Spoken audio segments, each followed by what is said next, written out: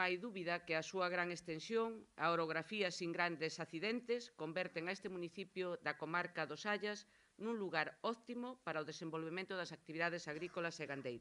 Boa proba desto é que sodes un dos principais produtores de leite de Galicia e un dos primeiros en número de cabezas de ganado de vacún, o que non é decir pouco en Galicia. Desde a Consellería do Medio Rural e do Mar promovemos e impulsamos a idea do rural como fonte de traballo, como oportunidade e como motor económico. E o facemos porque estamos convencidos desa realidade, porque sabemos que o rural ten futuro e, por iso, xa dende o ano 2009, o Goberno galego adoptou medidas encamiñadas a mellorar a competitividade das explotacións, a súa capacidade financeira e a estrutura comercial do sector. Nese senso, no da defensa, promoción e potenciación do noso agro, e especialmente do sector gandeiro, Galicia participou activamente nas propostas para a elaboración da política agraria común. Participación e traballo que tivo os seus froitos e que creo que no que lle afecta a esta comarca e a este concello foron sensiblemente positivos.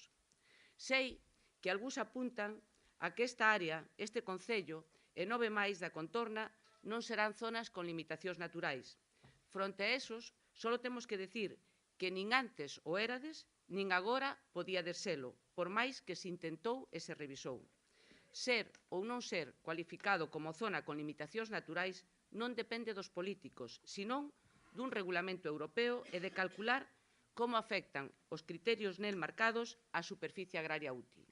Por iso, contra o que non pode ser, non se pode loitar, e iso tamén é verdade. Por moito que algúns intenten agora deturpala. Eso sí, no que puidemos achegar, si puxemos todo o noso empeño. Digo isto porque as cifras e os feitos dignos que no que ten que ver cos pagos acoplados se priorizaron os sectores gandeiros fronte ao resto e así se destinaron 490 millóns de euros da bolsa destes pagos a este ámbito productivo en España, o que supón o 84% do conxunto das axudas acopladas. Ademais, e debullando eses 490 millóns de euros, temos que decir que 321 van destinados ao vacún, e quero subliñar a importancia que isto ten para Galicia, pois contamos cunha importante cabana de vacún de carne e temos máis do 50% das explotacións lácteas españolas.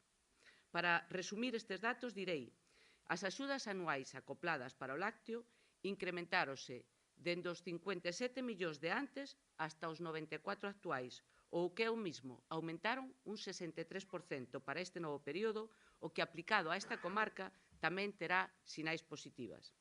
Digo isto porque se traducimos esas cifras a vacas, veremos como onde unha vaca de leite pola que se cobraba antes 27 euros pasarás a cobrar agora 118 euros, e onde só tiñamos direitos para o 53% das vacas de carne, agora teremos para o 100%.